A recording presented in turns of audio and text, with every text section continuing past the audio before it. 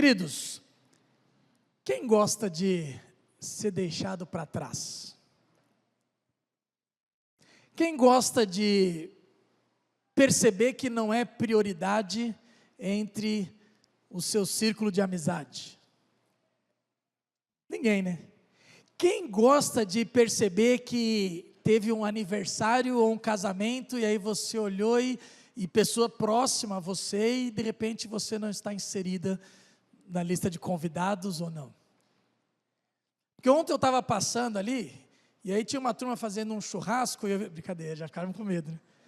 Ficaram com medo, quem se reuniu para churrasco ficou com medo. Brincadeira, não tem esse mimimi não tem esse problema, mas não deixa de ficar a dica, né? Se você se reuniu ontem e tirou foto e eu não estava, na próxima vez me convida. Não, mas quem gosta de perceber que não é prioridade nos relacionamentos? Ninguém gosta. Ninguém gosta. Agora é interessante quando você percebe que você não é prioridade no relacionamento, que você percebe talvez que no círculo de amizade, ou aquilo que você gostaria de preencher um pouco mais de espaço, não te convidam, não abrem espaço, não te chamam, mas de repente, de uma hora para outra, te convidam para fazer alguma coisa, de última hora. Já viu aquele negócio de parece que os convidados negaram, então surgiu uma vaga, alguém chama e fala, também agora não vou, agora também não quero. Quando de repente fez lá o convite, você recebe um convite de casamento na última semana, e aí você fala assim, puxa, não pensou antes, a gente fica meio bravo. Eu não sei se você é como eu, mas de repente você fica ali meio constrangido, mas ninguém gosta dessa sensação, de não se sentir prioridade. Por que Deus tantas vezes, que não é prioridade na nossa vida, nós queremos que Ele participe, nós queremos que Ele obedeça às nossas orações, nós queremos que Ele faça a nossa vontade. Quando Ele não se torna prioridade, ou Ele não é prioridade, mas nós, no último momento, na última hora, aí nós ajoelhamos e oramos e queremos que Ele realize os pedidos da nossa oração. Quero convidar você a abrir a sua Bíblia em Ageu, capítulo 1. Porque o primeiro capítulo de Ageu fala sobre isso. Eu sei que você já deve ter ouvido algumas mensagens, ou algumas pregações em Ageu 1, falando sobre dízimo e ofertas. E uma das aplicações, não posso negar, pode ser, mas Ageu capítulo 1 não fala sobre dízimos e ofertas somente. Ageu capítulo 1 fala sobre uma prioridade, que o povo de Israel tinha deixado de dar a Deus. Ageu capítulo 1 vai falar sobre Deus ser o centro da vida e do povo e do coração de Israel. Ageu capítulo 1 vai falar sobre o povo voltar a dar prioridade única e exclusiva ao Senhor de Israel, e que eles haviam deixado de lado. Ageu capítulo 1, na verdade o livro de Ageu é muito interessante, são só 2 capítulos, Ageu é o primeiro profeta chamado depois do cativeiro babilônico, depois do exílio. Ageu, Zacarias e Malaquias, no final do Antigo Testamento, e Ageu e Zacarias vai falar logo ao mesmo tempo, mas Ageu é o primeiro profeta a falar após o exílio babilônico. Por isso que a gente chama de profetas pós-exílio. Ageu é contemporâneo de Neemias e Esdras. É que na nossa Bíblia está lá atrás, mas é contemporâneo. O povo tinha voltado da Babilônia, e para você entender o contexto de Ageu, você pode pegar o primeiro capítulo de Neemias, e passar os teus olhos no primeiro capítulo de Neemias, que você vai perceber a desolação da cidade, a destruição da cidade. Ageu então, ele nasce na Babilônia, o nome de Ageu é festa, festivo, e se tem um povo que sabe fazer festa, é o povo de Israel. Quantas festas, quantos cerimoniais, mas Ageu vem dar uma dura no povo, Ageu vem dar uma bronca no povo, e Ageu é duro nas suas palavras, porque quando o povo retornou do cativeiro babilônico, o povo vem na primeira volta, a primeira leva vem com Zorobabel, Ageu tinha nascido na Babilônia, Ageu vem com essa primeira leva, já ali para reconstruir os muros. Se você lembrar das nossas mensagens da série sobre Neemias, eles reconstroem os muros em 52 dias, mas após a reconstrução dos muros, eles começam a reconstruir o templo, que já é o livro de Esdras. Só que quando eles começam a reconstruir o templo, devido a algumas dificuldades ali, inclusive com os samaritanos, mas dificuldade financeira, dificuldade de outras nações, dificuldade da própria reconstrução, porque eles chegaram, a cidade estava destruída. Os preços eram altíssimos, a economia estava desolada, não tinha nada, então eles começaram a ter algumas dificuldades, eles começaram a reconstruir o templo, e ali uns 2, 3 anos pararam com a reconstrução do templo. E ali, quando eles pararam com a reconstrução do templo, eles começam a se acostumar com isso, eles começam a negligenciar a construção do templo. Mas não só negligenciar a construção do templo, como eles precisavam reconstruir, eles estão voltando para Jerusalém, eles estão vindo da Babilônia, 70 anos após, 70 anos de cativeiro babilônico, eles voltam para Jerusalém, eles voltam para a região de Judá, e eles precisam reconstruir, então eles começam a reconstruir suas casas, eles começam a reconstruir a sua vida financeira, suas empresas, eles começam a reconstruir toda a sua vida de lazer, e eles param a reconstrução do templo do Senhor, por mais ou menos 12 ou 14 anos. 14 anos depois, então Deus levanta um profeta, Ageu. 14 anos a obra, quase nada foi feito, pouquíssima coisa foi feita. 14 anos depois, Ageu se levanta para trazer uma palavra, e a palavra é dura. O livro de Ageu é dividido em 4 sermões, e quando você pega ali, são só 2 capítulos, os 4 sermões, todos eles começam com a data da profecia, e com a ênfase, palavra vinda do Senhor. No primeiro capítulo, o primeiro sermão vai falar sobre essa preocupação excessiva com o bem-estar pessoal. No segundo sermão, ele vai falar sobre a covardia diante dos obstáculos que vão aparecer, covardia do povo de Israel. No terceiro sermão, ele vai falar sobre a falta de fé na provisão de recursos por parte do Senhor. E no quarto sermão, ele vai falar sobre o pecado que contamina a comunidade do Senhor. O livro de Ageu é forte, é pesado, é duro, mas ele é tão atual para nós hoje.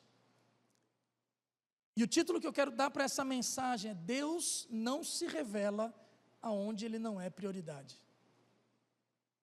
Deus não se revela onde Ele não é prioridade.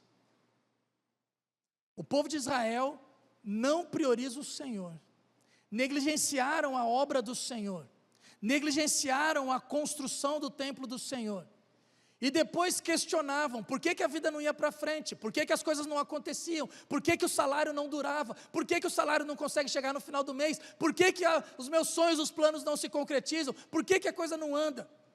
Deus não se revela onde Ele não é prioridade. E por que eu quero falar de prioridade, e não só sobre dízimos e ofertas? Porque o que está em foco em Ageu capítulo 1, no livro de Ageu, é a questão da reconstrução do templo. E quando falava da reconstrução do templo, não é só sobre dízimos e ofertas. Eu quero trazer a ideia, o que vinha na mente de um judeu quando ele pensava no templo, ele pensava no tabernáculo, ele pensava no santo dos santos, ele pensava no sacrifício, na adoração. Então, o que de fato representa o templo para o judeu? O templo para o judeu era a ideia desde o começo do tabernáculo no povo de Israel quando estava no deserto. E aí por isso que eu quero que você entenda. O tabernáculo, quando eles saíram do Egito e entraram no deserto e começaram a peregrinar no deserto, Deus manda no livro de Êxodo construir o tabernáculo. E o tabernáculo tinha a figura da presença do Senhor no meio do seu povo. Eles podiam olhar e vislumbrar diante do desafio do deserto, diante do desafio de uma terra prometida que era promessa ainda, que eles não sabiam o que aconteceria, diante do desafio de circular no deserto sem saber como que eles venceriam aqueles gigantes, ou o que aconteceria daqui para frente, mas eles tinham a certeza de que o Deus de Israel aparecia para eles numa coluna de fogo e na nuvem de fumaça. Cada vez que o sumo sacerdote entrava para realizar o sacrifício, eles tinham visivelmente a presença de Deus no meio do seu povo. Mas não só a presença, eles tinham também a proteção de Deus. A proteção de Deus, porque a coluna de fogo aquecia no inverno, no frio da noite do deserto. E a nuvem de fumaça resfriava no calor absurdo do deserto. Então a ideia da figura do tabernáculo não era só a presença de Deus no meio do seu povo, mas também era a proteção. Era a proteção que tinha vencido todo um exército egípcio, de uma maneira sobrenatural, eles fazendo-os atravessar seco no Mar Vermelho, e depois afogando todos eles lá. Era a proteção de uma saída do Egito com relação às 10 pragas, onde cada praga, quando acontecia alguma coisa, eles tentavam imitar ali o bairro dos judeus, dos hebreus até então não acontecia nada. Era a proteção quando o anjo da morte, na última praga, matou todos os primogênitos ali do Egito, inclusive de animais, mas aqueles que tinham colocado o sangue nos umbrais da porta, o sangue do cordeiro, aquele anjo da morte passava, Páscoa, Pessá, a primeira Páscoa, a última praga, passava por sobre a casa dos hebreus, e ali não tinha morte, mas tinha vida. Quando eles chegam no deserto e eles observam aquela coluna de fogo e aquela nuvem de fumaça, eles percebem que tinha um Deus que os protegia, que tinha um Deus que a presença era no centro do povo de Israel, mas tinha proteção. Mas não só a presença, não só a proteção, também tinha a direção. A direção. Por que direção? Porque se você lembrar da época do deserto, no tabernáculo, você vai se recordar que quando a nuvem se movimentava, eles tinham que levantar acampamento e ir atrás. Era uma viagem talvez de semanas, talvez de meses, mas eles peregrinaram 40 anos no deserto, porque eles somente seguiam a nuvem. Se a nuvem se movimentasse, eles tinham que guardar, levantar acampamento e ir atrás. Se a nuvem parasse, eles paravam, montavam os acampamentos e ficavam ali. Então, o templo, quando vem com essa adoração, com o sacrifício, ele não tem só a ideia de uma construção física, ele não tem só a ideia de uma igreja estruturada, por isso que eu falo, ele não tem só a ideia de dízimos e ofertas, mas o templo traz a ideia para o judeu, traz a ideia para o povo de Israel, da presença do Senhor no meio do seu povo, traz a ideia da proteção do Senhor no meio do seu povo, traz a ideia da direção, de ouvir a voz de Deus, de se movimentar conforme a direção do Senhor. É nesse conceito que eu quero que a gente entenda Ageu capítulo 1, e a gente vai conversar sobre Deus não se revela onde Ele não é prioridade. Acompanha comigo a leitura então. Ageu capítulo 1 diz assim: no primeiro dia do 6º mês, do 2º ano do reinado de Dario, a palavra do Senhor veio por meio do profeta Ageu ao governador de Judá, Zorobabel, filho de Sealtiel, e ao sumo sacerdote Josué, filho de Josadaque, dizendo: assim diz o Senhor dos exércitos, esse povo afirma, ainda não chegou o tempo de reconstruir a casa do Senhor. Por isso a palavra do Senhor veio novamente por meio do profeta Ageu: acaso é tempo de vocês morarem em casas de fino acabamento, enquanto a minha casa continua destruída? Agora assim diz o Senhor dos exércitos: vejam onde os seus caminhos os levaram. Vocês têm plantado muito e colhido pouco. Vocês comem, mas não se fartam. Bebem, mas não se satisfazem. Vestem-se, mas não se aquecem. Aquele que recebe salário, recebe-o para colocá-lo numa bolsa furada. Assim diz o Senhor dos exércitos: vejam onde os seus caminhos os levaram. Subam o monte para trazer madeira, construam o templo, para que eu me alegre nele e seja glorificado, diz o Senhor. Vocês esperavam muito, mas eis que veio pouco, e o que vocês trouxeram para casa, eu dissipei com um sopro. E por que eu fiz? Pergunta o Senhor dos exércitos: por causa do meu templo, que ainda está destruído, enquanto cada um de vocês se ocupa com a sua própria casa. Por isso, por causa de vocês, o céu reteve o orvalho, e a terra deixou de dar o seu fruto. Nos campos e nos montes provoquei uma seca, que atingiu o trigo, o vinho, o azeite, e tudo mais que a terra produz, e também os homens e o gado. O trabalho das mãos de vocês foi prejudicado. Zorobabel, filho de Sealtiel, o sumo sacerdote Josué, filho de Joazadaque, e todo o restante do povo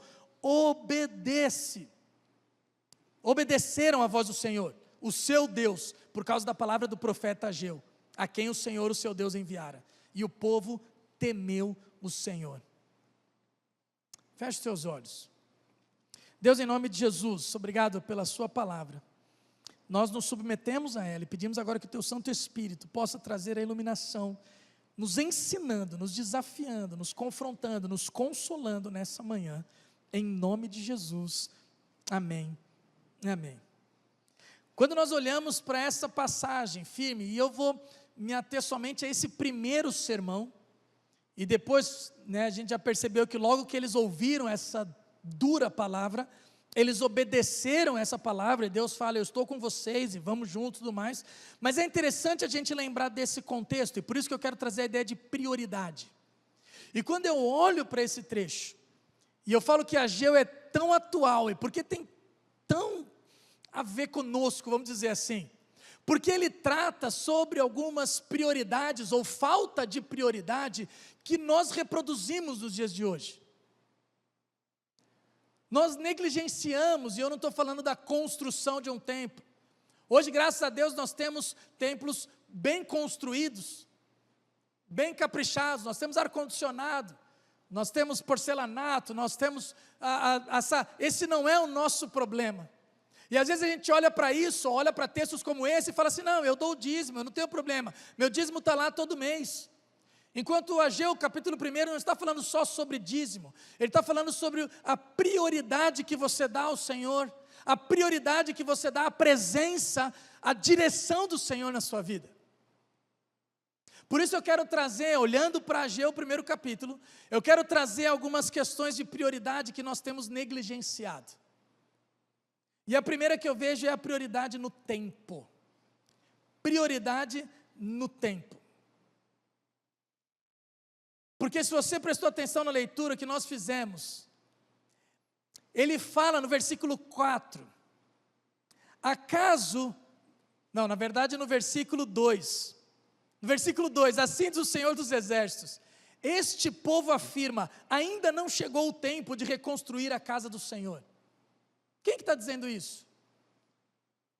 Este povo afirma, ainda não chegou o tempo de reconstruir a casa do Senhor. Quem está dizendo isso? O povo de Israel. O profeta Ageu vem com uma palavra do Senhor dizendo assim, este povo, vocês estão dizendo que não chegou o tempo de reconstruir a casa do Senhor. Sobre a prioridade do tempo, eu quero falar sobre duas coisas. A primeira tem a ver com essa voz do povo. Este povo afirma que ainda não chegou o tempo de reconstruir a casa do Senhor. Quem determinou que esse povo afirma, ou quem determinou que não é o tempo de reconstruir? Nós sabemos que a voz do povo não é a voz de Deus. Não preciso lembrar de Barrabás. Nós sabemos que a democracia, o povo gritando uma coisa, nem sempre é a vontade do Senhor. Claro que com Barrabás a gente entende o plano soberano de Deus. Mas nós sabemos que quem determina nem sempre é o povo. O povo determinou que não era o tempo de reconstruir a casa do Senhor. Que voz você está ouvindo? Porque às vezes a gente está ouvindo a voz do povo, não, esse negócio de igreja, vamos dar um tempo, esse negócio de igreja está ultrapassado, esse negócio de se envolver em ministério está ultrapassado. Que voz você tem ouvido com relação à prioridade do tempo? A gente precisa tomar cuidado. Quem determina a direção, quem determina as ações da sua vida, quem determina o momento de tomar a decisão, o momento de assumir um compromisso ou não. Mas não só sobre essa questão das vozes que determinam o tempo, a segunda coisa que eu quero falar sobre tempo é com relação ao tempo cronológico mesmo. Porque aqui tem um aspecto cronológico. Eles voltaram para Jerusalém e eles começaram a reconstruir o templo.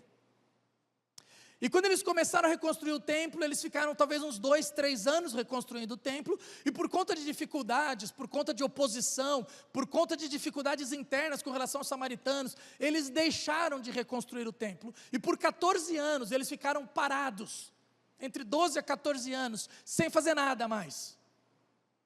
E aí a pergunta é, quem determinou esse tempo? Quem mandou você parar? Quem mandou você parar? Essa é a pergunta talvez que Deus esteja falando para nós hoje. Na questão cronológica, quem determinou que era para parar de reconstruir a obra do Senhor? Quem determinou que era parar e começar a negligenciar a obra do Senhor? Lembrando que a obra do Senhor no templo do Senhor é a presença de Deus no meio do povo, é a direção de Deus, é ouvir a voz do Senhor. Até quando você vai ficar parado? Você está esperando quem falar para você que chegou a hora de se levantar e voltar a dar prioridade ao Senhor? Que o tempo é hoje, não é amanhã. Crente é o que a gente tem uma palavrinha agora, momento cultura. O crente é o maior procrastinador. Já ouviu falar sobre isso? Eu aprendi essa no seminário. Procrastinação é aquele que você, para que fazer amanhã o que eu posso fazer depois de amanhã? Que a gente sempre fala hoje, né? Para que fazer amanhã o que eu posso fazer depois de amanhã? A gente sempre joga. Por que eu falo que crente? Porque no seminário a turma sempre queria deixar o trabalho para a última hora. Você é daqueles na faculdade que deixava o trabalho para a última hora?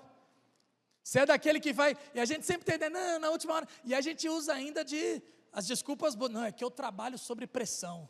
Olha, o cara é sensacional, dá desculpa, não, na última semana, quando vem a pressão, é porque eu consigo trabalhar sob pressão. A gente não fala que a gente é desorganizado, a gente fala que a gente gosta de trabalhar sob pressão. Eu funciono sob pressão, e a gente sempre deixa para a última hora.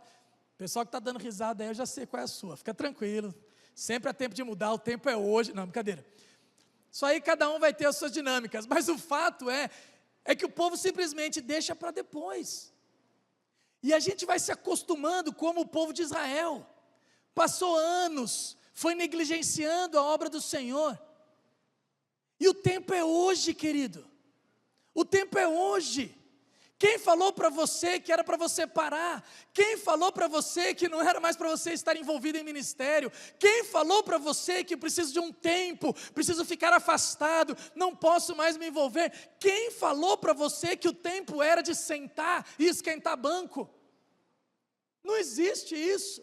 E aí Deus levanta um profeta Ageu para dizer assim, ó, prestem atenção, voltem, tragam a prioridade do Senhor de novo. O tempo é hoje, não é amanhã. O tempo é agora. Não dá mais para ficar sentado esquentando o banco. Jesus está voltando a qualquer momento. Pessoal da minha turma de EBD, nós estudamos Daniel hoje, fala das profecias da volta do Senhor Jesus. O tempo é agora.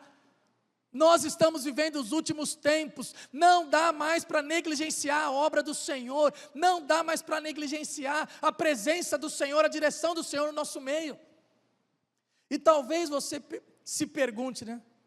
Mas como que eu negligencio essa questão da prioridade do tempo? Como que eu tenho negligenciado o tempo nessa questão da obra do Senhor? Quando você deixa de ajudar alguém que você sabe que poderia ajudar. Quando você sabe que poderia ajudar alguém que está talvez sobrecarregado num ministério, talvez alguém que precisa de uma carona no final do culto, ou talvez alguém que precise de uma cesta básica, uma ajuda, você sabe, você pode ajudar e você deixa de ajudar. O tempo é hoje. O tempo é hoje. Quando você é convidado para se envolver em algum ministério, que você sabe que você pode contribuir. Não combinei nada com o pastor Guto não, a gente sabia que nós estamos precisando de gente no ministério infantil, mas não é essa questão, estou falando de qualquer ministério. Que de repente você é chamado, convidado a participar, a se envolver. E eu não estou falando que tem que ser forçado, porque a gente tem trabalhado essa ideia da pessoa certa no lugar certo, com o propósito certo. Nós não queremos colocar peças erradas e forçar em lugares que não sejam as delas, para machucar, ferir, frustrar pessoas, mas em lugares que você sabe que você pode contribuir. Existem lugares, eu não estou falando só em ministério da igreja, talvez na sua empresa, talvez no seu trabalho, talvez em algum organismo da sociedade, que você sabe que você pode contribuir e você não o faz, porque você determinou que o tempo era de descansar, que o tempo era de não se envolver. E às vezes a gente tem negligenciado. Quando você decide dar um tempo na igreja, quando você decide que agora é o momento de, quero ficar quietinho no meu canto, não quero mais me envolver com nada. Quando inventaram ou criaram essa terminologia dos desigrejados, quem determinou esse tempo? Será que perguntaram para o Senhor se era um tempo de não frequentar a igreja por um tempo? Será que perguntaram para o Senhor se existe um tempo de não me envolver agora? Será que existe a possibilidade de ser cristão e não se envolver com a igreja de Jesus? E quando eu falo, não falo instituição, não falo ministério, não falo cargo, mas será que espiritualmente existe a possibilidade de ser cristão e não estar envolvido com a igreja de Jesus? Quem determinou que era o tempo de você parar? Quem determinou que era o tempo de você negligenciar? Mas eu não quero falar só sobre o tempo, eu quero falar também sobre a prioridade dos seus bens, porque ele diz, versículo 5, ele vai dizer, o Senhor dos Exércitos, versículo 4, ele vai dizer, acaso é tempo de vocês morarem em casas de fino acabamento, enquanto a minha casa continua destruída? Acaso é tempo de vocês morarem nas suas casas luxuosas, como diz a NVT, enquanto a minha casa continua destruída? E aqui eu quero trazer não só a ideia de bens materiais, mas aqui eu quero trazer a ideia de projetos pessoais, projetos particulares. Porque quantas vezes nós negligenciamos a obra do Senhor por conta de projetos particulares e projetos pessoais? Uma pergunta incômoda, mas necessária: o que os nossos projetos pessoais têm a ver com o propósito de Deus em nossas vidas? Eu preciso perguntar isso para mim. Eu tenho um projeto pessoal, todo mundo tem sonho, gente.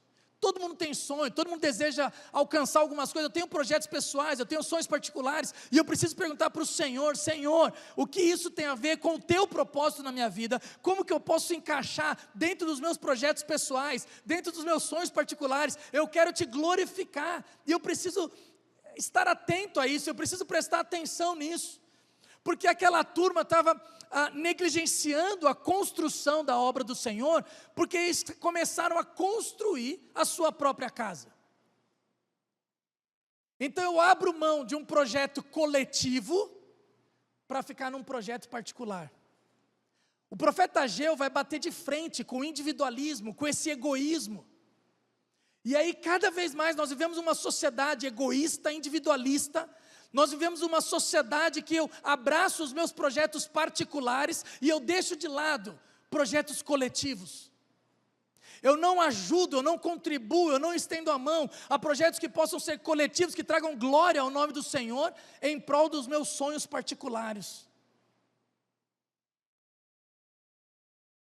Quem determinou que era para construir um sonho particular, um projeto pessoal, e negligenciar um projeto coletivo que o Senhor tinha dado, para levantar o altar, o centro da adoração, trazer de volta a centralidade de uma vida de adoração, trazer de volta a centralidade da direção de Deus no meio do povo, trazer de volta essa direção, proteção e presença de Deus no meio do seu povo.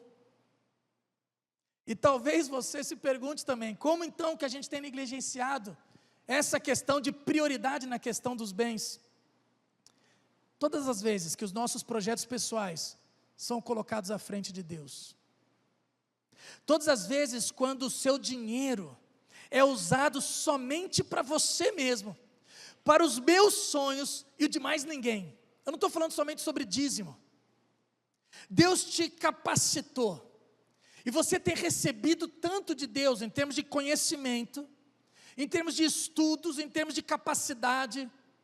Deus tem te dado tantas coisas, e você pega tudo aquilo que Deus tem te dado e usa somente para você e para os teus projetos pessoais. Eu costumo dizer que tudo que nós aprendemos, não é para ficar para nós, é para passar para frente. Se você pegar a grande comissão, as últimas palavras de Jesus, ainda na terra, encarnado, antes de ser assunto ao céu, ele fala: toda autoridade foi me dada no céu e na terra, e de, portanto, fazer discípulos de todas as nações, batizando-os em nome do Pai, do Filho e do Espírito Santo, ensinando-vos a guardar tudo o que eu vos ordenei. E eis que estou convosco até a consumação dos séculos. A expectativa de Jesus Cristo é tudo aquilo que Ele te passou, tudo aquilo que você tem experimentado, tudo aquilo que você tem vivenciado, tudo aquilo que você tem absorvido, não é para ficar para você, é para você passar para alguém, é para você transbordar da vida de Jesus, transbordar de tudo o que Ele tem te ensinado, tudo o que Ele tem te passado, te dado, te oferecido, é para você ofertar. De graça recebestes, de graça dai. Todas as vezes que a gente retém, todas as vezes que a gente segura para nós, todas as vezes que a gente fica nesse modo egoísta, individualista de ser, nós negligenciamos a obra do Senhor como um todo. Mas eu não quero falar só sobre a questão de tempo, de bens materiais, e quando eu falo bens materiais, eu quero trazer a ideia de projetos pessoais. Lembrando até da parábola do semeador, né?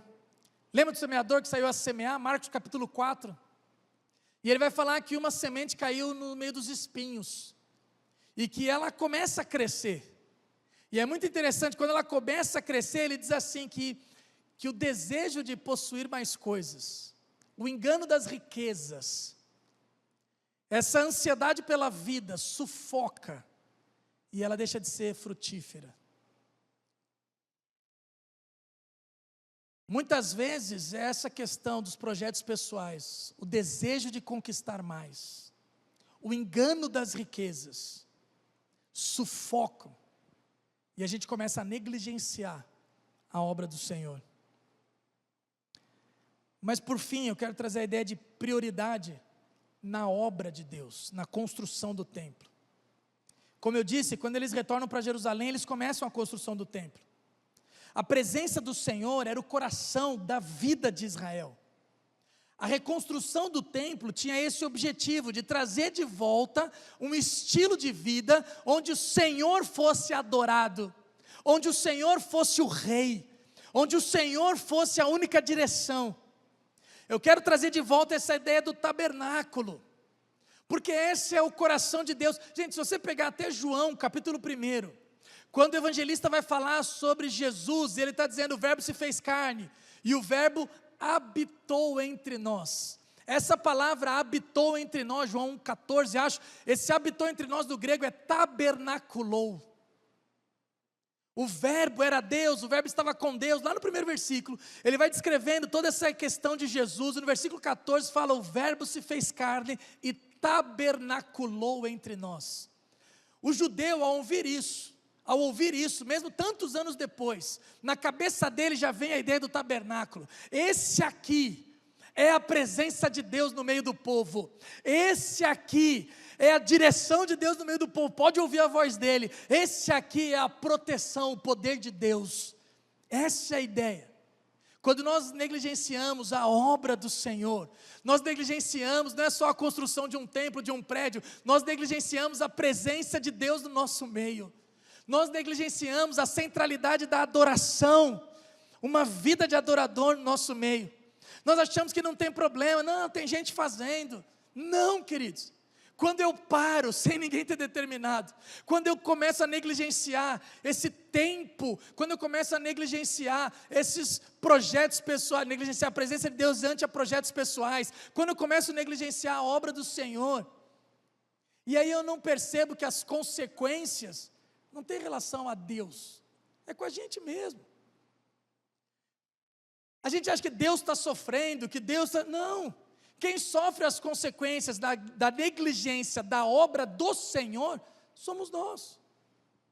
Se você reparou nas consequências, ele vai falar assim, ó, trabalho estéril, trabalho infrutífero, vocês trabalham, têm a expectativa de colher muito, mas colhem pouco.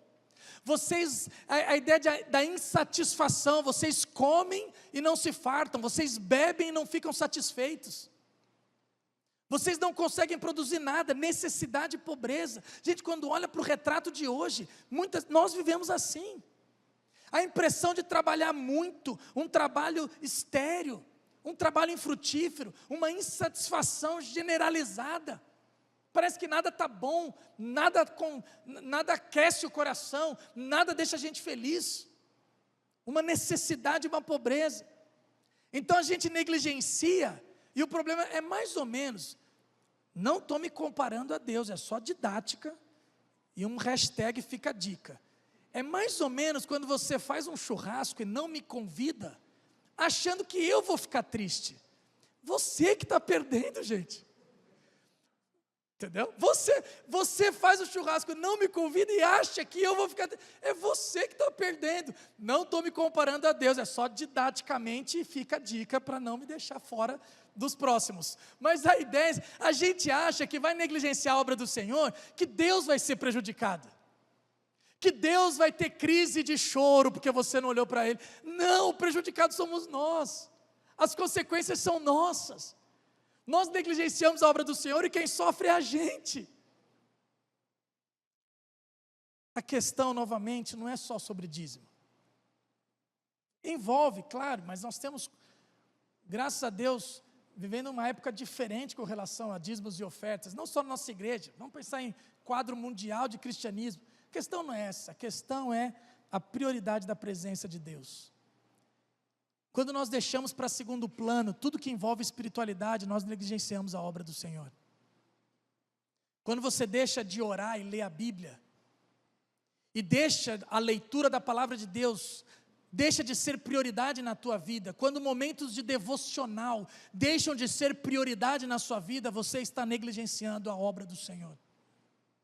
Quando você toma decisões sem consultar o Senhor, quando você toma decisão no piloto automático, sem pensar naquilo que Deus quer para a sua vida, você negligencia a obra do Senhor. Quando eu deixo de lado tudo que se refere ao ministério, ao serviço cristão, eu não estou falando só a igreja, mas a igreja sempre é plano B. Vai ter um encontro de casais, se eu não tiver outra coisa eu vou. Qualquer coisa nós trocamos. Vai ter um aniversário, a igreja tem todo domingo, eu vou para o aniversário. Tem não sei aquela coisa, quando tudo relação à espiritualidade é plano B na sua vida, alguma coisa está errada, nós negligenciamos a obra do Senhor. Eu quero concluir só num apelo que o próprio Ageu faz. Por 4 vezes no livro e por 2 vezes na nossa leitura, ele traz a ideia, venham, vamos considerar. Em algumas traduções fala, versículo 5, venham, observem o seu passado. Na NVI traz, vejam aonde os seus caminhos o levaram. Mas por 4 vezes aparece essa expressão, para o povo de Israel parar e refletir, observem o seu passado, vejam aonde os seus caminhos os levaram, considerem o que já aconteceu com vocês. E a palavra de Ageu mexe tanto com eles, que em 3 semanas, eles se levantam e voltam à reconstrução do templo. O povo de Israel ouviu um profeta. A pergunta que eu faço, é se a primeira IPI vai ouvir a voz do Senhor nessa manhã. Eu quero te convidar rapidamente, chamar a equipe de louvor aqui à frente. Eu não sei como é que está a tua história, não sei como é que está a tua vida, mas a palavra de Ageu para nós é um chamado à reflexão. Muitas vezes nós temos negligenciado, nos tempos modernos, nos nossos dias, nós temos negligenciado a obra do Senhor, na questão de tempo, na questão de prioridade dos bens materiais, e aí eu falo projetos pessoais, temos deixado de lado projetos coletivos que trazem glória ao Senhor, porque nós precisamos e damos só atenção e prioridade aos nossos sonhos particulares, aos nossos projetos pessoais. Temos negligenciado a obra do Senhor, e não é a construção física de um templo, mas é a prioridade da presença de Deus na sua vida, na sua história. Não existe nada melhor do que a presença do Senhor, gente. Não existe nada melhor do que estar debaixo da direção de Deus. E se você por algum motivo tem negligenciado isso, eu quero te convidar, vamos todos ficar de pé. Enquanto a equipe de louvor canta essa canção, nós temos ainda alguns minutinhos. Você pode sair do seu lugar, mas de uma maneira muito rápida. Saia do seu lugar, vem aqui para frente. Se você quer mudar essa história, assim como o povo de Israel, 14 anos, eu não sei quanto tempo você está parado, eu não sei quanto tempo você está parado, eu não sei quanto tempo você tem negligenciado a obra do Senhor, mas a palavra de Deus é hoje. Hoje muda esse quadro. O povo de Israel em 3 semanas voltou a reconstruir o templo do Senhor. Em 3 semanas eles voltaram a priorizar a presença do Senhor no meio deles. O tempo é hoje, gente. Se você tem negligenciado, se você quer assumir um compromisso de dar prioridade ao Senhor, sai do seu lugar e vem aqui para frente. Eu quero orar por você.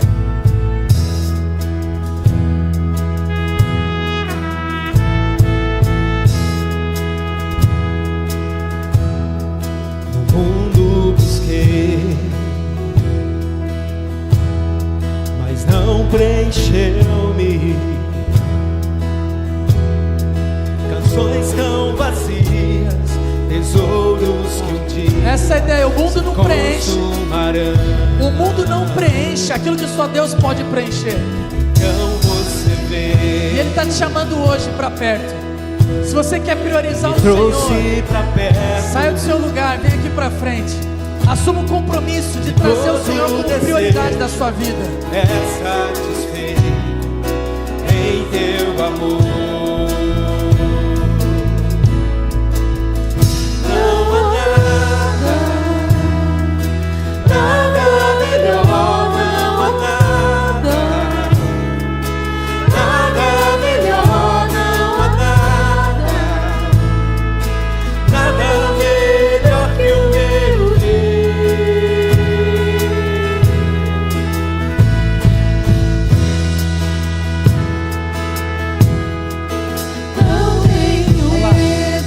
Não tenha medo de expor suas fraquezas. Assuma um compromisso corajosamente de assumir como prioridade o Senhor. Não vou esconder, um amigo encontrei, o Deus das montanhas, é o Deus dos vales, e não há lugar que a sua graça não possa me achar. Não há nada melhor, não há nada melhor, não há nada melhor que o meu Deus. Não há nada melhor, não há nada melhor, não há nada melhor que o meu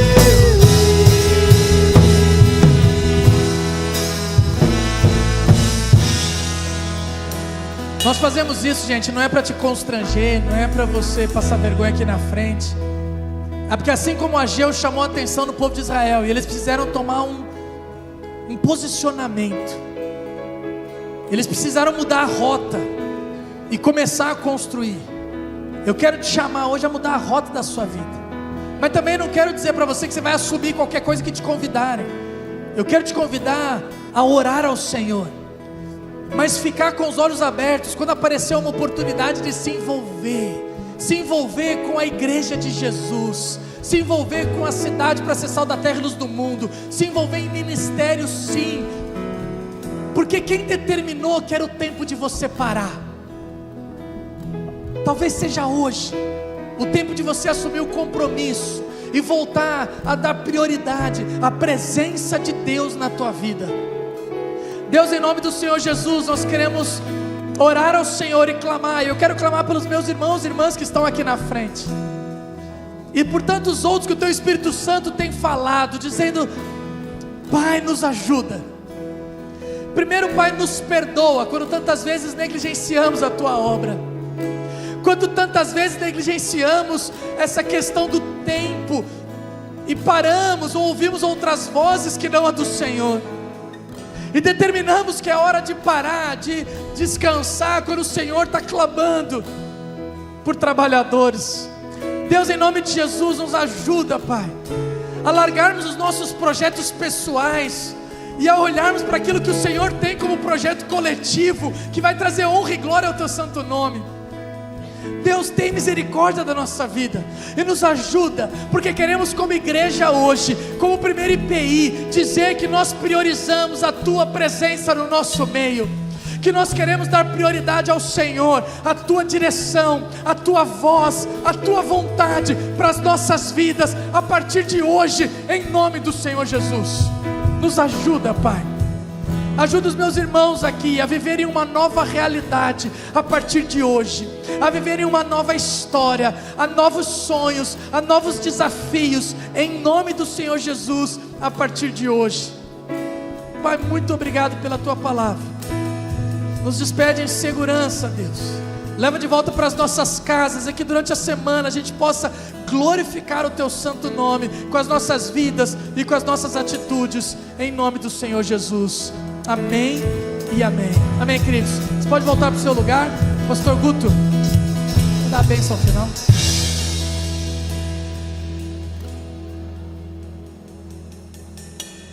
Recebei a bênção do Senhor. Que o Senhor vos abençoe e vos guarde. Que o Senhor faça resplandecer o seu rosto sobre vós e tenha misericórdia de vós.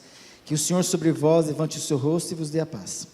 E que a graça do nosso Senhor e Salvador Jesus Cristo, a comunhão do Espírito Santo e o amor de Deus e Pai esteja com você hoje, até a volta do nosso Senhor e Salvador Jesus Cristo. Amém e amém. Dê um abraço no seu irmão, em nome de Jesus.